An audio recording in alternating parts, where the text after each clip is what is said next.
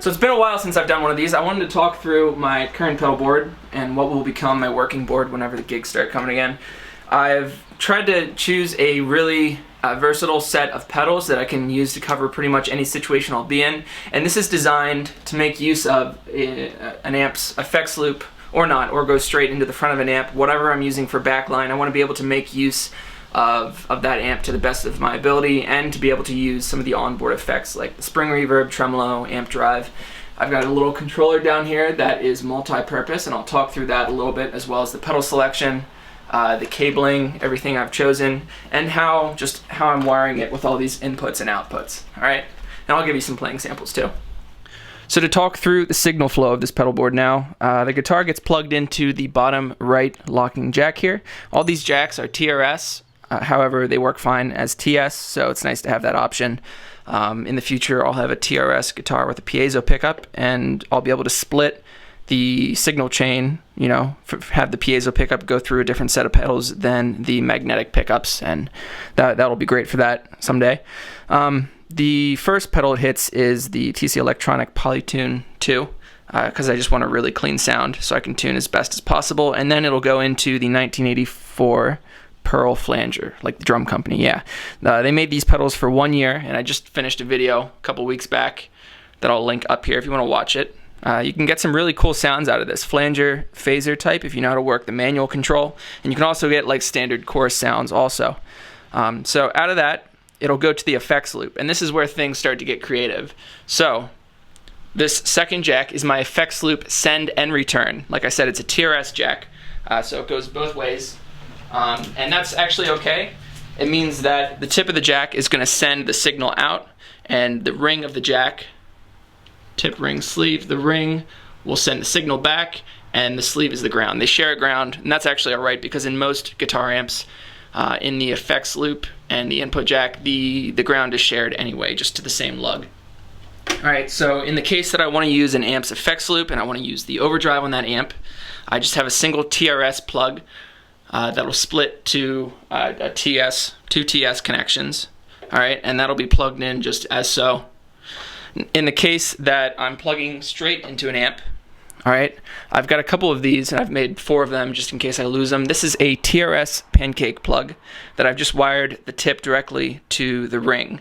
So in the case that I'm using an amp that doesn't have an effects loop, essentially I plug that in and it'll just route it out and then back into the pedal board right away. So it's like nothing's happening there. It completes the circuit. Otherwise, if I didn't have that, then you wouldn't get any sound out of the output. Alternatively, if I'm playing a really clean amp and I'm feeling like I'm missing a gain stage, I can also throw something like this in. So this is the Vertex T-Drive, one of my favorite guitar pedals, distortion pedals. And the way this would work is if I feel like I'm missing a gain stage, this becomes the medium to heavy overdrive.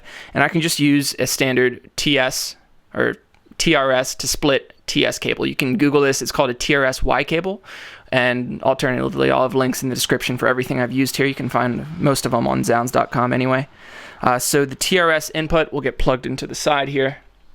Alright, and then the tip goes to the input of the T-Drive or whatever distortion pedal I'm using. Ring goes to the output, and this is just powered by battery to make things easy.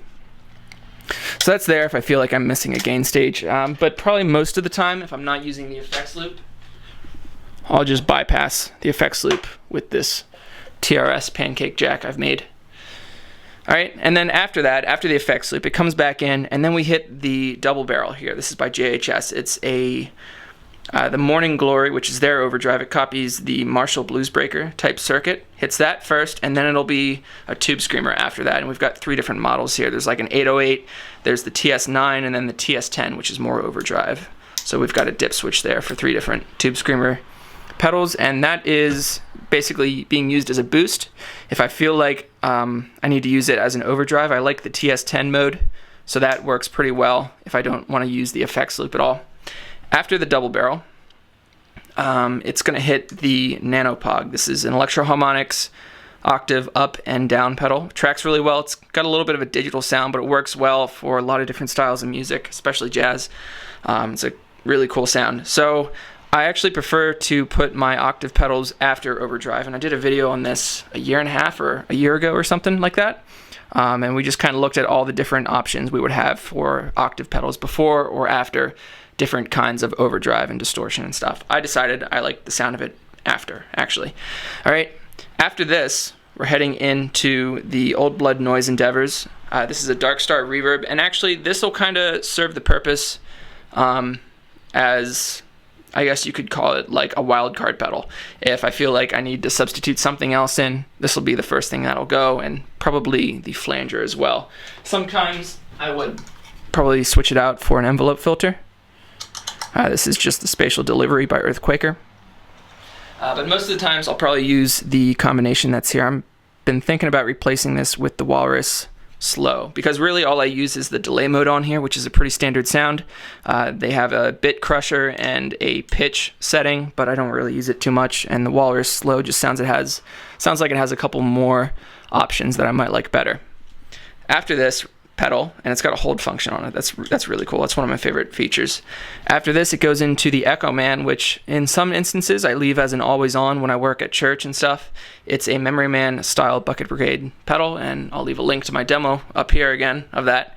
After this, it's going into the Fairfield Shallow Water, which is a really cool kind of like tape style vibrato chorus thing. There's a lot of different controls. It's actually got like a low pass gate in it. So you can warm up the sound. It's got a JFET boost in there if you need an extra boost. So in the case that I would want to purpose this as an overdrive, I could just repurpose this as a boost pedal instead. All right, and I've got a demo of this as well. And then after this, which I've got another demo of this pedal, this is the JHS Lucky Cat, also known as the Pink Panther. It's the same circuit, long story. And this is basically a digital delay. It's got two voices. I use it on the analog setting, so it's got a little bit of a compression there, darker sound. And a lot of the times I'll use this for the tap tempo. So where this delay is set as a really warm, sometimes always on, or just a set and forget type delay, I'll set this up to have more of a rhythmic setting in some cases. And in the case that I don't need like a really bouncy U2 the edge kind of delay tone, I can set it up just kind of as a second delay to fill up room as a pad. After this, it heads into the final pedal, which is the Strymon Blue Sky, and I use this in so many different ways. Oftentimes, if I'm not using amp reverb, I'll set it up with a plate sound or a spring sound, so it's always on. And then we've also got a favorite switch, so essentially two sounds you can pull up at a moment's notice. From here, it just goes to the output. And in the case that I want to run stereo, I've got two outputs on the side here. I can run left and right. All right, so essentially when we look at the outputs on the side, this will be our effects send and return, and then this will be going into the effects return on the amp. So out of here into the front of the amp, comes back from the effects send of the amp, routes through a couple more pedals, and then comes out of this, which is the final send of the pedal board, left and right if I choose, and then that goes into the effects return of the amp. This last output up here, this is for the amp channel switcher. So I've got a really nice Supra that has a tube tremolo and a tube spring verb in it, and it sounds amazing. If I choose to, I can set up this pedal. It's got a couple of different switches on it, so it'll account for any polarity, any kind of amp you need. This is made by Saturn Works. It's a really nice pedal to have. I have two of them actually. And we would have one set up to control the spring verb, which in that amp is on and off, and then the tremolo, which in that amp is on and off. Sometimes you can change this the speed in some amps. When I want to use this with my Mesa Boogie, this will control the amp drive, and this will control the spring verb. If I wanted to do some other changes, the Mesa Boogie has a contour control, which it'll scoop the mids. That's not something I use too often, but you can control that with this switch too if you want. So essentially it's a TRS pedal that is just wired straight to the final output up there. And that just controls whatever amp effects that I have that I want to make use of. So I hope that makes sense. I also, I forgot to mention this thing. So this comes right after the POG. Yeah. So it hits all the amp distortion, the effects loop distortion, whatever, the JHS double barrel, the POG, because I want it to track cleanly and not have to deal with volume swells. This volume pedal comes after overdrive pedals. That's how I like to use volume pedals mostly. This is the Boss EV30. Sorry, I forget what it's called, but I'll have a link in the description to this one as well. It's decent, I've had a really hard time coming up with good volume pedals. I've got the expression version of this, and I thought it was fine, so I thought I'd try the volume pedal version. It's passive, and I've had it a couple weeks. I'll let you know in a month or two if it's holding up well or not. So I thought I'd go over the snake I made for this pedal board as well. This here, these 4 jacks are the end that plugs into the pedal board. So we've got a channel control split, and this means that this TRS jack will split to, let's see, 2 of these here, which lets us control any of the, it'll be a blue and a red one, which will let us control any of the effects on the amp.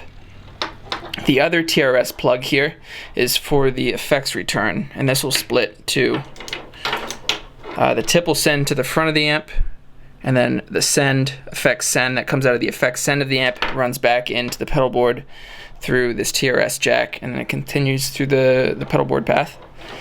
I've also got a channel TRS jack, so this is TRS to TRS in the event that I am using a backline amp that requires a TRS connection for whatever effects that are on board versus a TS connection. And this can also function as a backup cable in case anything goes bad, or if I'm running stereo, this can function as the right output. And then lastly, I guess I also have the final cable, it says left here, that goes from the pedal board to the effects return on the amp. So that's the snake, about 20 feet long. I have everything powered. Everything is done individually, so like it's got its own isolated supply, except for 3 pedals. I've got the double barrel, the Echo Man by X5, and the Pearl Flanger. Since they're old school analog type pedals, they can share the same daisy chain circuit.